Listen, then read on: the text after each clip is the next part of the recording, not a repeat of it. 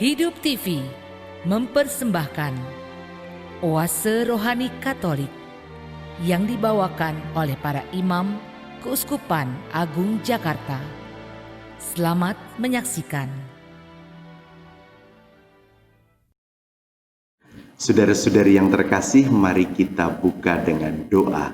Dalam nama Bapa dan Putra dan Roh Kudus. Amin. Tuhan, Engkau Maha Rahim, Kau panggil dan Kau pilih kami orang berdosa seperti Santo Paulus untuk menjadi abdi dan pengikut-Mu. Bukalah pikiran dan hati kami untuk bertobat dan rela penuh semangat menjadi abdi-Mu, mewartakan Injil kepada sesama, terlebih mereka yang belum mengenal kasih-Mu. Tuhan, utuslah kami. Doa ini kami panjatkan dengan pengantaraan Kristus, Tuhan kami. Dalam nama Bapa dan Putra dan Roh Kudus. Amin.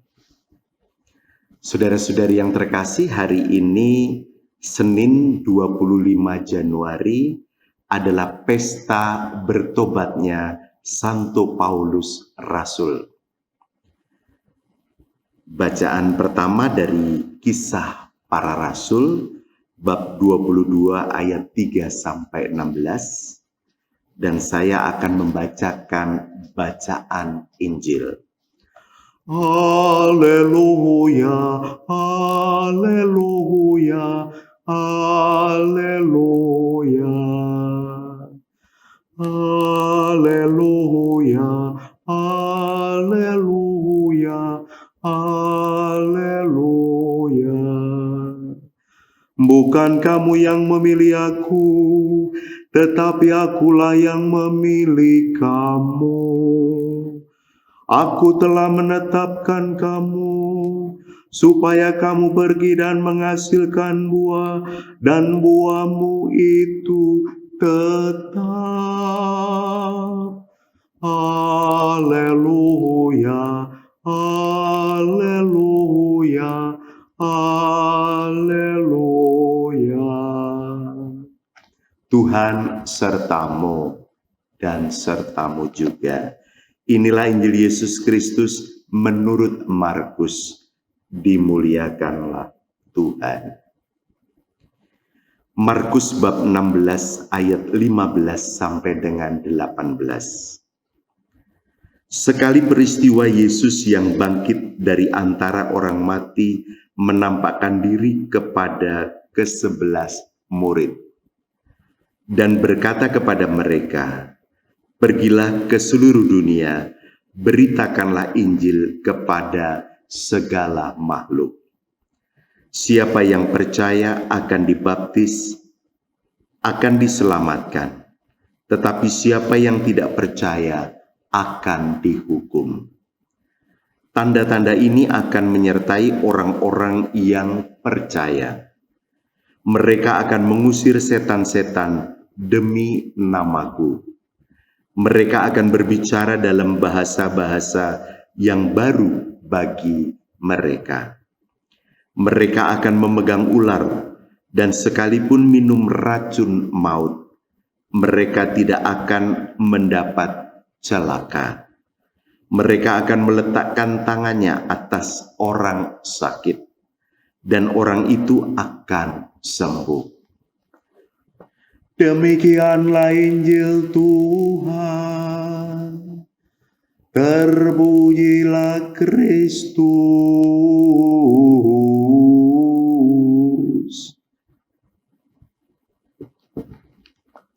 Saudara-saudari yang terkasih, para pendengar dan pemirsa Oase Rohani Katolik.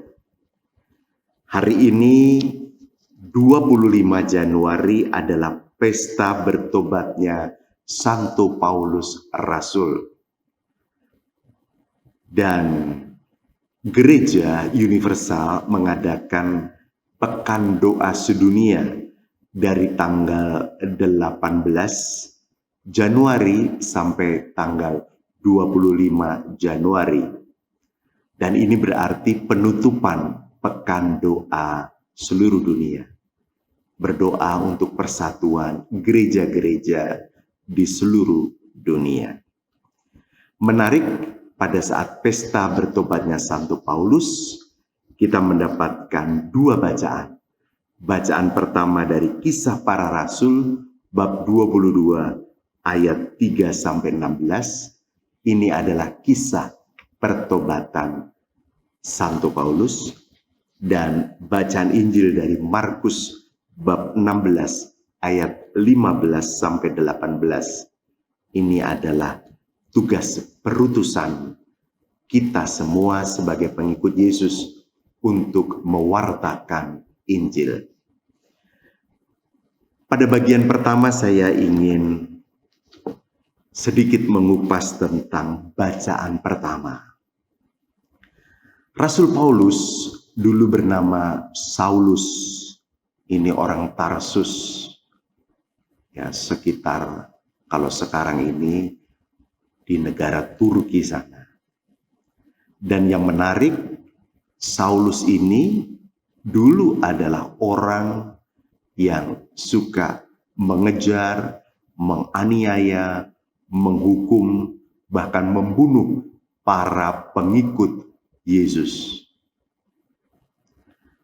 Pada suatu hari, ketika Saulus naik kuda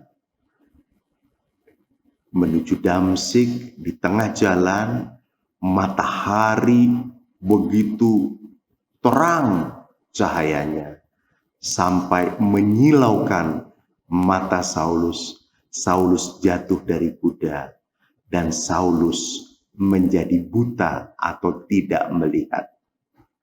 Lalu terdengarlah suara, "Saulus, Saulus, mengapa engkau menganiaya aku?" "Siapakah engkau?" "Yesus yang engkau aniaya." Begitu penampakan Yesus kepada Saulus. Lalu Saulus datang ke Ananias. Lalu akhirnya memberi diri dibaptis, dan Saulus seketika itu matanya melek atau terbuka atau bisa melihat lagi. Lalu terjadilah pertobatan ekstrim dari ekstrim kiri ke ekstrim kanan, kalau boleh dikatakan begitu. Dari pengejar, penganiaya, penghukum, pembunuh para pengikut jalan Tuhan, kalau dalam bahasa Kisah Para Rasul ini, para pengikut Yesus. Lalu akhirnya setelah bertobat, Saulus menjadi Paulus, lalu menjadi pewarta Yesus Kristus yang luar biasa. Di dalam kitab suci kita sekarang, setidaknya ada 13 surat Rasul Paulus kepada jemaat di Roma, di Galatia, di Filipi, di Efesus, di Korintus, kepada Timotius, dan lain-lain. Luar biasa, kata-katanya juga penuh hikmat, penuh kuasa. Pernah di surat Rasul Paulus kepada jemaat di Filipi, Paulus berkata, semua adalah sampah. Kristus adalah lebih mulia. Coba bayangkan, kita menganggap harta benda ini mulia, jabatan dan kekuasaan ini mulia, nama besar mulia, tapi Paulus bilang semua adalah sampah. Yang mulia itu adalah Yesus. Bahkan masih di surat Rasul Paulus kepada jemaat di Filipi, itu dikatakan, bagiku hidup adalah Kristus dan mati adalah keuntungan. Coba bayangkan ada orang yang harus berkelahi, bahkan saling membunuh. Pokoknya kata kuncinya, dia atau saya yang mati, gitu ya. Tapi orang takut mati sebenarnya. Ya, orang pengen hidup. Bahkan kalau boleh hidup itu umurnya panjang. Kita jadi ingat puisinya Khairin Anwar. Aku ingin hidup 1000 tahun lagi. Apalagi kalau hidupnya ini mulia, membanggakan, sukses, kaya raya, kuasanya besar, nama besar. Pasti dia ingin hidup lebih panjang dan lebih panjang lagi. Tapi kalau hidupnya itu menderita, miskin, sakit-sakitan, tersiksa, itu rasanya dinyanyikan lagu panjang umurnya aja udah nggak mau, udah nggak usah panjang-panjang umur saya, hidup ini udah menderita, gitu ya. Dan Paulus dengan luar biasanya berkata, hidup adalah Kristus, mati adalah keuntungan. Bahkan ada kata-kata yang dahsyat lagi dari surat Rasul Paulus kepada jemaat di Galatia, bab 2 ayat 20. Adapun hidupku ini bukannya aku lagi, melainkan Kristus yang hidup di dalam aku. Wah, itu kan kata-kata yang amat luar biasa. Jadi kalau kita ini setiap hari ya mengkonsumsi tempe, ya jangan-jangan adapun hidupku ini bukannya aku lagi, melainkan tempe yang hidup di dalam aku. Kalau yang kita konsumsi adalah ya film-film porno, ya akhirnya adapun hidupku ini bukannya aku lagi, tapi film porno yang hidup di dalam otakku. Tapi kalau yang kita konsumsi adalah aneka kata-kata bijak, lalu film-film yang religius, ya. Adapun hidupku ini bukannya aku lagi, melainkan kata bijak dan film-film religius yang hidup di dalam kehidupanku. Jadi betullah kata pepatah, you are what you eat. Apa yang kamu makan setiap hari menjadikan kamu. Apa yang kita konsumsi melalui melihat, membaca, mendengar, itulah yang menjadi kehidupan. Ternyata Paulus sungguh menghidupi Kristus yang dulu dianiaya, tapi setelah bertobat dia wartakan kemana-mana. Itulah dia akhirnya berani berkata, adapun hidupku ini bukannya aku lagi, bukannya si Paulus, tapi melainkan Kristus yang hidup di dalam aku. Maka aku harus sehati, sepikir, dan seperasaan dengan Kristus. Waduh, ini berat dan sulit. Adapun hidupku ini bukannya aku lagi, melainkan Kristus yang hidup di dalam aku. Aku pun tidak menolak kasih karunia Allah yang telah membimbing aku dalam kebenaran. Tetapi hidup yang sekarang aku hidup bukannya diri ini, aku hidup di dalam iman kepada Anak Allah yang mengasihi aku dan yang menyerahkan dirinya karena aku. Itu gubahan lagu dari sahabat kita, teman kita yang tentu saja menjadikan firman ini menjadi hidup. Kita mohon rahmat agar kita juga bisa meneladan Paulus yang setelah bertobat, bukan Saulus sebelum bertobat, yaitu. Maka pentinglah pertobatan ekstrem Paulus yang hari ini dirayakan oleh Gereja Universal harusnya berbicara, berbunyi atau menggema untuk kita semua sebagai pengikut Yesus. Bertobat.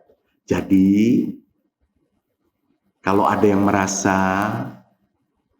hidupnya itu tidak berguna karena berdosa besar, jangan takut. Kita masih bisa bertobat secara ekstrem. Kalau dalam bahasa para motivator ya, from zero to be hero gitu ya. Kalau bahasa gaulnya, bahasa sederhananya, dari bukan apa-apa lalu menjadi apa-apa atau menjadi siapa. Ini penting.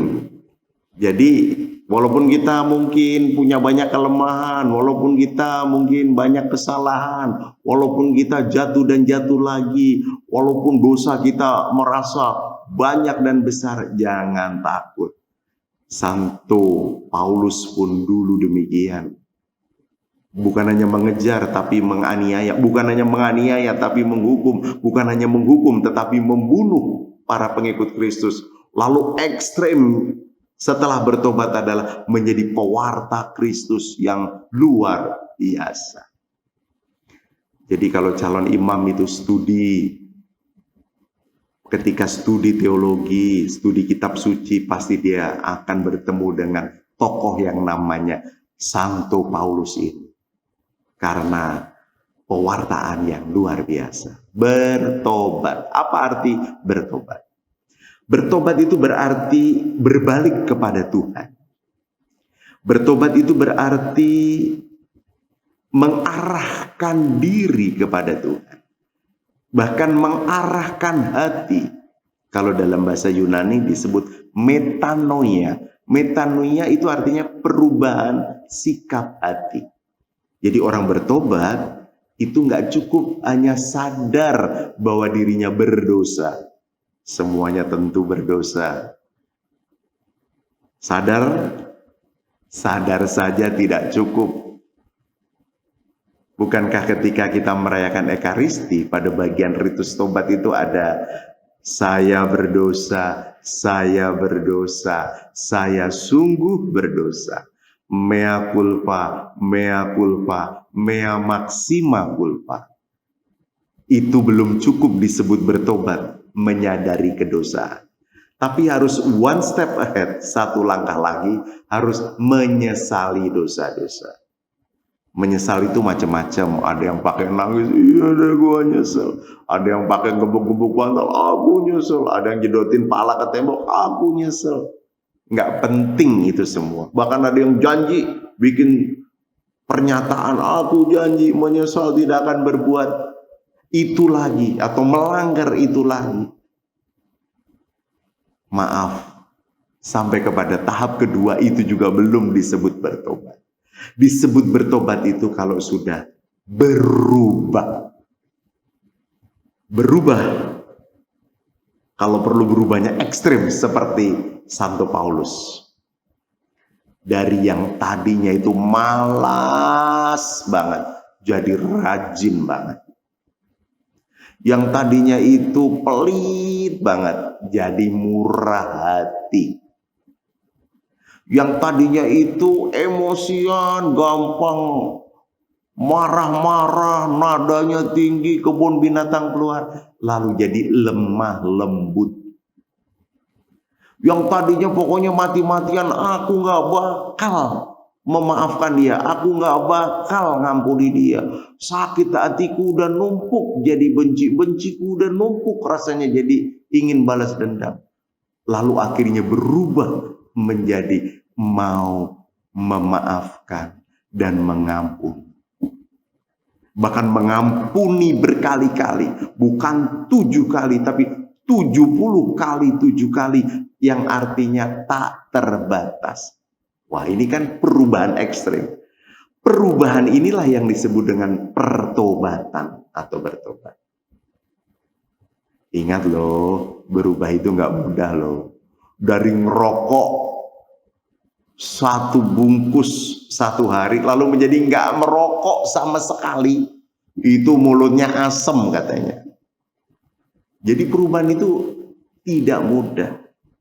Maka kita mohon rahmat, mohon curahan Roh Kudus agar kita dimampukan untuk berubah. Jadi kalau sudah ada orang-orang di sekitar kita, di keluarga, atau di lingkungan gereja, atau di lingkungan masyarakat yang sudah mulai komentar, saya lihat sekarang kamu berubah loh. Dulu kamu malas, sekarang rajin. Dulu kamu emosian, sekarang sabar. Dulu tuh kamu pelit bin kikir, sekarang kamu tuh murah hati. Dulu kamu tuh, wah pokoknya orang melihat perubahannya yang luar biasa. Itu jangan cepet-cepet ngomong, gue Nah, itu dia sudah jatuh lagi dalam dosa, namanya dosa kesombongan. Kita bisa berubah itu karena pertolongan Roh Kudus. Maka kalau ada yang komentar tentang perubahan baik kita harus tetap rendah hati berkata, itu semua berkat pertolongan Roh Kudus atau berkat pertolongan Tuhan. Siapakah aku ini? Aku ini lemah dan tak berdaya jika tidak ada pertolongan Tuhan yang luar biasa. Ya, Santo Paulus kan juga bilang ada hidup menurut daging dan hidup menurut roh. Roh itu kuat tapi daging itu lemah. Nah itulah kita manusia berdaging yang terlalu banyak keinginan tak teratur. Sehingga kita mudah jatuh dalam dosa. Bahkan dosa yang sama. Sebagaimana Santo Paulus mengalami pertobatan ekstrim. Semoga kita juga dimampukan untuk berubah. Kalau perlu ekstrim. Tentu berubah itu tidak semudah membalik telapak tangan. Bertobat juga demikian. Tidak semudah membalik telapak tangan. Kita harus punya intention dulu atau membangun niat. Kalau ada tebak-tebakan begini. Ada seekor kucing lompat pagar. Yang duluan apanya? Pasti ada orang bilang, yang duluan kakinya. Ada yang bilang duluan kepalanya. Salah. Kucing lompat pagar yang duluan adalah niatnya. Kucing itu harus punya niat dulu untuk lompat pagar. Maaf, belum tentu kucing juga kalau diteliti punya niat seperti manusia. Tapi maksud saya adalah untuk bertobat, untuk berubah, apalagi berubah secara ekstrem, kita harus punya niat dulu. Aku memang pengen berubah. Nah setelah itu, kita membangun niat itu. Dan kita akan buktikan niat itu. Tapi jangan sendirian, berat. Akan lebih ringan jikalau kita memohon pertolongan Tuhan. Agar mencurahkan rohnya yang kudus. Memberi daya kepada kita. Agar kita dimampukan untuk bertobat. Agar kita dimampukan untuk sadar bahwa berdosa. Menyesali dosa-dosa dan akhirnya berubah. Berubah menjadi bermanfaat bagi orang-orang di sekitar kita dan hidup yang makin berkenan kepada Tuhan. Sudah banyak kita mendengarkan kesaksian ada orang berubah. Kalau teman-teman kita muslim bilang sudah hijrah ya. Hijrah dari hidup lama ke hidup yang baru. Sama, berubah ekstrim dari hidup lama ke hidup yang baru. Kita jadi ingat, ku telah mati dan tinggalkan cara hidupku yang lama. Semuanya sia-sia dan tak berarti lagi. Hidup ini ku serahkan pada mezbahmu ya Tuhan. Jadilah padaku seperti yang kau ingini. Jadi jadilah padaku seperti yang Tuhan ingini. Jangan jadilah padaku seperti yang aku ingini lagi. Maka kita bisa jatuh dalam dosa yang sama lagi. Karena setiap orang tuh kadang-kadang punya kelemahan yang berbeda-beda. Tapi setiap orang itu punya kelemahan, jatuh pada kelemahan yang sama. Jadi ada orang yang kalau digoda soal uang, dia mudah lemah dan jatuh klepek-klepek. Maka ya terjadilah yang namanya pencurian atau korupsi, akhirnya ketangkep tangan, yaitu godaan memperkaya diri merupakan kelemahan dia. Tapi ada yang digoda soal uang, dia tetap kuat. Tapi kalau digoda soal seksual atau wanita atau apapun lah namanya, godaan lawan jenis, dia jatuh kelepek-kelepek. Maka ada yang akhirnya berselingkuh atau berzina. Yang parah lagi kalau kamu ketahuan, wah udah berantakan deh. Sampai gugat cerai segala.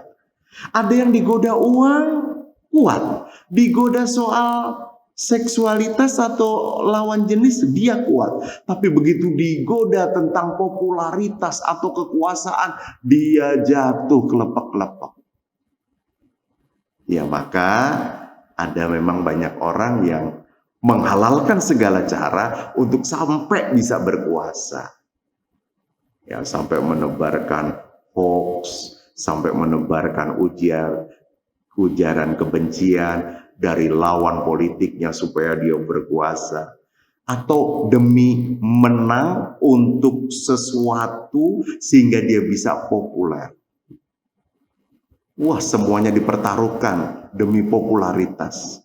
Kalau perlu bahkan membayar, kalau perlu bahkan menjual diri, ya demi popularitas itu ada.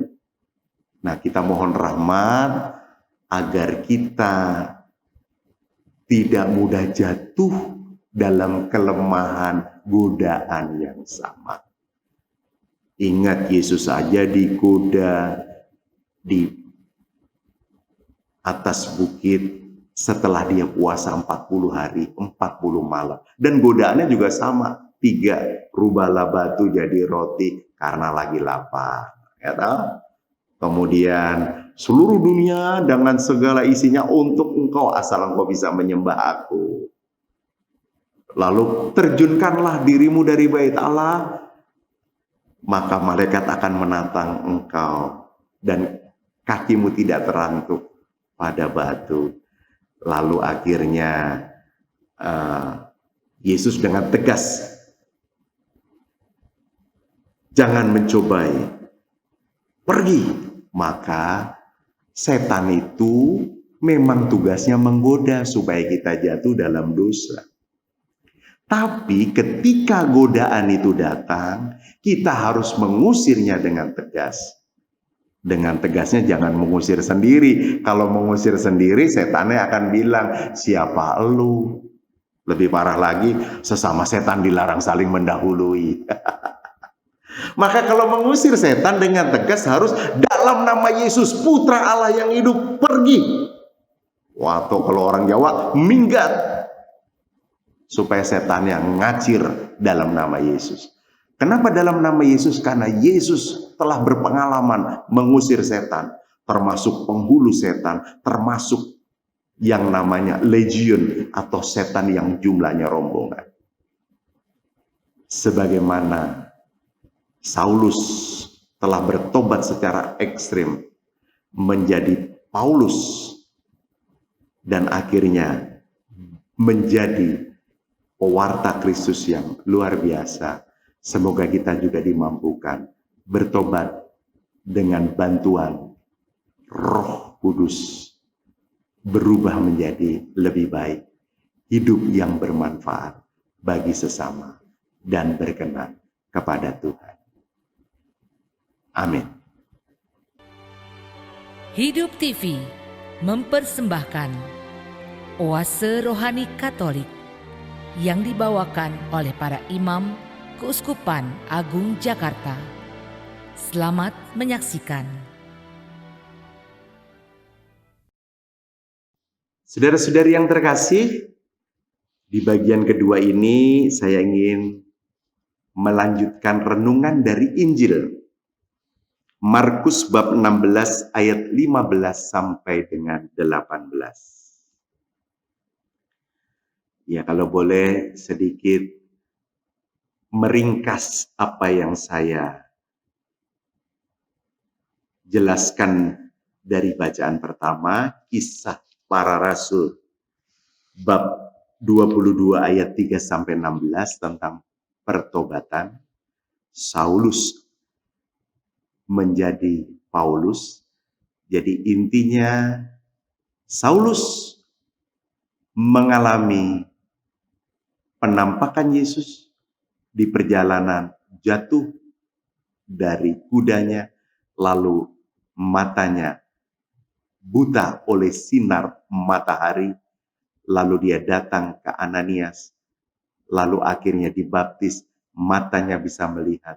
Saulus yang dulunya menjadi penganiaya para murid Yesus, menjadi pewarta Yesus yang luar biasa. Bertobat secara ekstrem itu berarti ada perubahan yang signifikan, yang luar biasa, yang bisa dirasakan oleh orang-orang di sekitarnya. Dalam bacaan Injil, setelah kita bertobat dan berubah menjadi pengikut Yesus tentu mengawalinya dengan memberi diri dibaptis. Kita ada yang dibaptis ketika masih bayi, disebut baptisan anak-anak. Ada yang dibaptis ketika dewasa. Apapun baptisan kita, ketika masih bayi atau sudah dewasa, yang penting kita mengenal makna pembaptisan. Jadi baptis itu dengan air dan dengan Roh Kudus. Lalu dengan baptisan itu kita mendapatkan 3 rahmat. Rahmat yang pertama adalah dosa asal dihapuskan. Sejak kita lahir, kita itu mendapatkan dosa asal. Lalu begitu kita dibaptis dalam nama Bapa dan Putra dan Roh Kudus, dosa asal itu dihapuskan, tetapi karena manusia terdiri dari daging, tulang, dan darah, dan hidup di dunia, terlalu banyak keinginan tak teratur, mudah jatuh ke dalam dosa. Jangan takut. Ada sakramen pengampunan dosa atau sakramen tobat, sakramen perdamaian. Rahmat yang kedua adalah diangkat menjadi anak Allah. Berarti kita punya relasi yang istimewa dengan Tuhan. Karena kita anaknya, kita boleh menyebut Tuhan dengan nama Bapa. Aduh, deket banget. Jadi bukan Tuhan yang Maha Kuasa, Tuhan yang Maha Agung. Sepertinya jauh banget Tuhan itu dari kita. Tapi kalau Bapa yang baik, aduh rasanya dekat. Kalau yang tadi itu transenden jauh, kalau ini imanen, itu dekat. Ya, kita tinggal ngomong saja kepada Bapa yang baik itu. Bapak, aku lagi senang banget. Ngomong. Atau, Bapak, aku lagi sedih banget. Kalau lagi sakit di saat pandemi seperti ini, Bapak, aku mohon rahmat kesembuhan. Kalau ada yang meninggal, Bapak, aku berduka. Semoga yang meninggal damai di surga. Dan Engkau beri kekuatan iman untuk yang berduka. Kalau lagi punya kesulitan ekonomi, namanya juga pandemi, dampak ekonomi juga kena. Bapak, aku lagi butuh uang, bagi duit dong, ngomong aja, wong kita dekat sama Bapak yang baik, gitu ya. Jadi kita ini boleh menyebut Tuhan itu dengan nama Bapa. Sampai Yesus juga berkata, kalau engkau berdoa, berdoalah demikian. Bapa kami yang ada di surga. Dan selanjutnya, jadi Bapa. Tentu Bapa yang baik, bukan Bapa yang tidak baik, yang gampang emosian, yang marah-marah, yang egois, dan kasar. Bukan Bapa yang jahat, tapi Bapa yang baik. Udah pasti Bapa itu Bapa yang baik. Tapi belum pasti kita ini anak yang baik. Maka ada gambaran dari Lukas 15 tentang anak yang hilang. Tapi jangan takut, kalau toh menghilang, selalu ditunggu oleh Bapa yang baik untuk balik pulang, untuk balik maning. Jadi saya kurang setuju ya lagu ini. Aku tersesat dan tak bisa, atau aku tersesat dan tak tahu arah jalan pulang, ya. Buktinya anak yang hilang tersesat dan tahu arah jalan pulang. Jadi kita jangan pura-pura tersesat dan nggak tahu arah jalan pulang. Lagi pula kan sekarang ada Google Map ya, lagi pula sekarang ada Waze ya, jadi tahulah arah jalan pulang.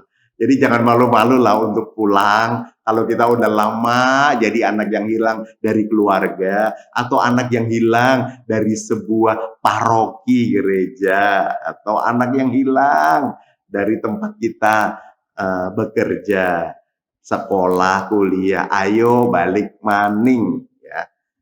Udah pasti Bapak yang baik akan menunggu bahkan mengampuni kita. Lalu rahmat yang ketiga dari baptisan itu adalah kita menjadi manusia yang baru. Menjadi manusia yang baru itu apa? Punya nama baptis. Kalau saya misalnya Aloysius Gonzaga. Kalau Anda mungkin punya nama baptis yang lain. Ini tadi Paulus, itu nama baptis. Ya. Lalu kalau perempuan ada Veronica misalnya, Agatha dan lain-lain. Siapapun nama baptis kita, itulah bentuk kebaruan kita. Kita punya nama baptis, kita menjadi manusia baru. Bahkan punya surat baptis. Itu berarti kita resmi jadi anggota gereja. Resmi menjadi anggota gereja, nggak cukup punya nama baptis dan surat baptis, tapi punya hak dan kewajiban sebagai warga gereja. Haknya apa? Haknya untuk dilayani secara sakramental oleh gereja. Minta baptis, minta krisma, minta komuni pertama, minta pemberkatan rumah, pemberkatan perkawinan, bahkan sakramen pengurapan orang sakit. Bahkan yang terakhir adalah misa arwah akan dilayani oleh gereja. Bahkan kalau dia tidak mampu, boleh kok mendapatkan bantuan sosial, bantuan misalnya ayo sekolah, ayo kuliah, atau bantuan kesehatan, modal usaha, dan lain-lain. Tentu sesuai dengan budget yang sudah diatur oleh gereja. Tapi kita juga punya kewajiban. Kewajibannya adalah terlibat dalam hidup menggereja, di lingkungan, di wilayah, di paroki. Kita bisa aktif di komunitas atau kelompok kategorial. Dan sejak dini kita diajak untuk terlibat. Boleh menjadi putra-putri altar, menjadi OMK atau orang muda Katolik, atau ikut terlibat di dalam kepengurusan lingkungan, seksi atau bidang, dan lain-lain. Jangan menjadi anggota gereja yang anonim atau tak bernama, atau jangan-jangan ngumpet atau tidak dikenal. Menjadi orang Katolik itu kemana-mana, kalau memperkenalkan diri, pasti akan ditanya oleh kenalan yang baru yang sesama Katolik. Kamu paroki mana? Kamu tinggal di lingkungan mana? Romomu namanya siapa? Wah, kalau nggak bisa jawab semua, tandanya dia belum terlibat dalam hidup menggereja.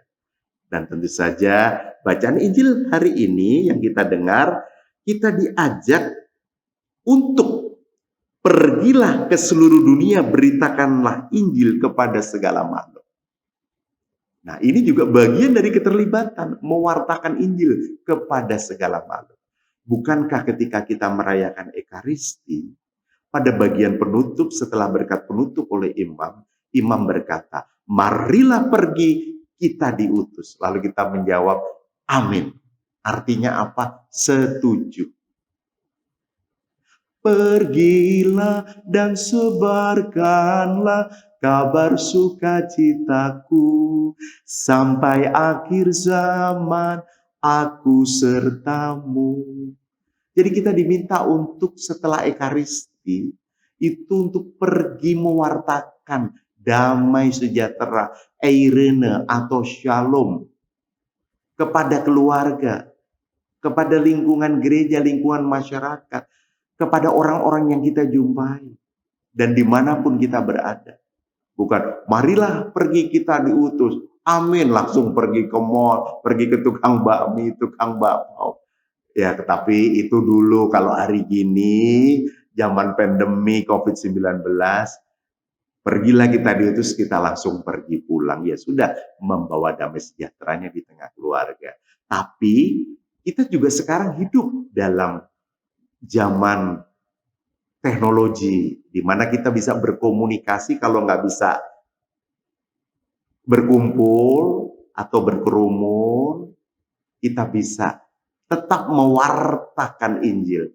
Injil itu good news atau kabar baik melalui media. Entah SMS, entah WhatsApp, entah video, melalui media YouTube, dan lain-lain. Instagram, semua teknologi itu memang bermata dua, seperti pisau. Bisa membantu, bisa mengganggu. Tinggal kita mohon rahmat kebijaksanaan. Semoga kita bisa menggunakan alat komunikasi. Seperti yang hari ini terjadi, saya memberikan pewartaan kabar baik, ya harapannya jadi kabar baik, melalui media ini. Ya, media online. Ini berarti mewartakan tidak harus berjumpa langsung, tapi berjumpa melalui media online pun juga mewartakan. Yang penting yang kita wartakan adalah kabar baik. Kabar baik yang bisa meneguhkan iman, menyegarkan iman, sehingga iman kita bertumbuh dan berkembang. Intinya hidup yang bermanfaat bagi sesama dan berkenan kepada Tuhan. Kalau dalam bahasa Jawa, wong urip kuwi kudu urup. Wong urip kuwi kudu nguripi wong liya. Jadi hidup ini harus hidup. Ya ada apinya lah, bersemangat. Tapi nggak cukup hidup dan bersemangat, tapi juga orang hidup ini harus bisa menghidupkan orang lain. Menghidupkan orang lain itu macam-macam. Kalau yang pintar bicara, gunakan kata-kata kita untuk mewartakan Yesus, untuk meneguhkan orang. Tapi bagi yang tidak pintar bicara, itu juga tetap bisa mewartakan Injil, bisa mewartakan kabar baik, bisa mewartakan Yesus. Dengan apa? Dengan teladan hidup yang baik. Teladan hidup yang baik itu juga punya dampak yang luar biasa. Misalnya, itu dia siapa sih? Kalau masuk kerja nggak pernah telat loh. Udah gitu, murah senyum lagi. Kalau diajak kerjasama juga enak. Selalu terbuka. Bahkan kalau diminta urunan, dia juga orang yang murah hati. Oh, dia itu namanya Petrus. Atau oh, dia itu namanya Paulus. Kalau perempuan, oh dia itu namanya Teresia. Atau dia itu namanya Francisca. Lalu ditanya, kamu agama apa? Saya Katolik. Oh, orang Katolik itu baik-baik ya. Jadi mungkin si Petrus, Paulus, si Teresia dan Francisca yang tadi saya sebutkan itu sedikit bicara, tapi attitude, tingkah lakunya itu sudah menjadi pewartaan yang luar biasa, bisa mempengaruhi orang. Ada loh orang yang minta dibaptis karena melihat setiap kali tetangganya itu hidup rukun dan damai. Kemana-mana pergi bareng, jalan bareng, makan bareng, ke gereja bareng. Sampai akhirnya dia bertanya, ini keluarga luar biasa, keluarga Katolik. Sedikit bicara tapi memberi teladan. Akhirnya dia mulai bertanya, kalau mau jadi Katolik itu gimana loh caranya? Jadi bukan karena kata-kata saja. Ada orang yang tertarik menjadi Katolik, menjadi pengikut Yesus karena kata-kata. Tapi juga tak sedikit orang yang mau menjadi pengikut Yesus karena teladan hidup pengikut. Jadi tolong para pengikut Yesus, tutur katanya harus baik, bukan ujaran kebencian, apalagi fitnah, apalagi ujaran yang bisa menyakitkan hati. Itu bukan pewartaan, itu malah menjadikan stigma. Oh, orang Katolik kata-katanya kayak gitu. Tolong kalau merasa diri pengikut Yesus, ya attitude, tingkah laku, bagaimana kita bertindak juga harus yang baik. Jangan sampai tindakan kita itu tindakan yang curang, menipu, yang jahat, merugikan orang lain. Nanti kita dapat stigma, oh orang Katolik kayak gitu toh. Nah, kita mohon rahmat agar kita dimampukan sebagai pengikut Kristus meneladan Santo Paulus menjadi pewarta Injil yang luar biasa. Kita pun juga sebagai pengikut Yesus semoga juga menjadi pewarta kabar gembira, sukacita Injil di tengah kehidupan kita, mulai dari lingkaran keluarga, lalu melebar sedikit ke dalam hidup bertetangga, dalam hidup bermasyarakat, dan dimanapun kita berada. Tentu kita baru bisa melakukan itu kalau kita diberi daya kekuatan Roh Kudus oleh Tuhan. Maka kita juga boleh, utuslah Roh-Mu ya Tuhan, dan jadi baru seluruh muka bumi, dan jadi baru di dalam kehidupanku. Jadi kita juga punya semangat baru, apalagi sedang didengungkan hidup normal baru. Ya. Dengan 5M loh sekarang, bukan 3M lagi, yaitu apa? Memakai masker, mencuci tangan pakai sabun, menjaga jarak, membatasi mobilitas, dan menghindari kerumunan. Nah, semoga kita juga mewartakan dengan melakukan itu, melakukan kebaikan. Kan kalau warga negara yang baik, dia juga taat dengan apa yang diatur oleh negara, terutama dalam protokol kesehatan ketika pandemi. Itu juga pewartaan. Jangan sampai kita tidak memberi contoh yang baik, kemana-mana nggak pakai masker, kemana-mana berkerumun, kemana-mana nggak mau cuci tangan, dan akhirnya kita menjadi batu sandungan untuk yang lain. Semoga kita bisa meneladan Santo Paulus menjadi pewarta Yesus yang luar biasa. Kita juga diutus untuk mewartakan kabar baik di tengah kehidupan kita. Semoga kita dimampukan. Marilah kita berdoa. Dalam nama Bapa dan Putera dan Roh Kudus. Amin. Allah Bapa yang penuh kasih, kami mengucap syukur dan terima kasih di pesta pertobatan Santo Paulus dan dalam penutupan Pekan Doa Sedunia.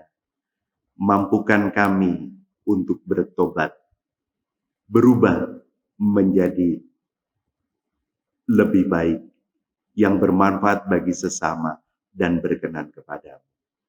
Dan mampukan kami untuk menjadi utusan-Mu, mewartakan Injil, kabar baik kepada orang-orang yang kami jumpai dalam kehidupan ini. Seluruh doa ini ya Bapa, kami panjatkan dengan pengantaraan Kristus, Tuhan kami. Tuhan sertamu dan sertamu juga.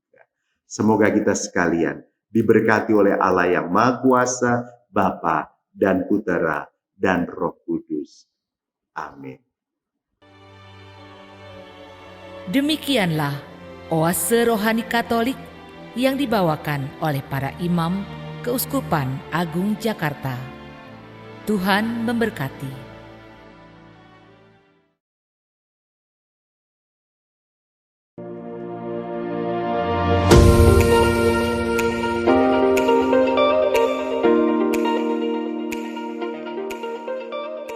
Saudari-saudaraku, umat Katolik Keuskupan Agung Jakarta yang terkasih, kita semua tahu dan mengalami bahwa kita, masyarakat kita, bangsa kita, bahkan seluruh dunia sedang berada dalam keadaan prihatin, bahkan cemas, karena tersebarnya wabah virus corona COVID-19 dengan segala akibatnya di dalam berbagai bidang kehidupan. Meskipun demikian, saya mengajak saudari-saudara sekalian untuk tidak panik, untuk tidak cemas berlebihan, seperti anjuran para pemimpin bangsa kita. Kita berharap dan yakin semuanya akan menjadi baik kembali. Kita berterima kasih kepada para pemimpin bangsa kita yang pasti akan terus berusaha sekuat tenaga untuk menghentikan tersebarnya virus corona ini dan mengatasi akibat-akibatnya. Kita berterima kasih kepada para tenaga kesehatan yang dengan tulus mengambil risiko membantu para penderita untuk penyembuhan mereka. Kita berterima kasih kepada para profesional dalam berbagai bidang ilmu yang terus berusaha mengatasi masalah yang ditimbulkan oleh virus corona ini. Bagi kita, ini semua adalah tantangan kemanusiaan dan sekaligus tantangan iman. Kita doakan saudari-saudara kita yang menjadi korban dari virus ini. Semoga yang meninggal diterima dalam kemuliaan abadi, yang sakit disembuhkan. Mari kita doakan pula para pemimpin bangsa, tenaga kesehatan, dan semua yang dalam satu dan lain cara terlibat dalam memulihkan keadaan. Semoga Tuhan menganugerahkan kepada mereka semua yang perlu untuk menjalankan tanggung jawab mereka. Semoga keadaan ini mendorong kita semua untuk semakin dan terus bertumbuh dalam iman, persaudaraan, dan bela rasa. Keuskupan Agung Jakarta akan segera memberikan pedoman praktis, khususnya di dalam rangka peribadatan. Semoga Allah yang Maha Kasih menjaga dan melindungi kita semua.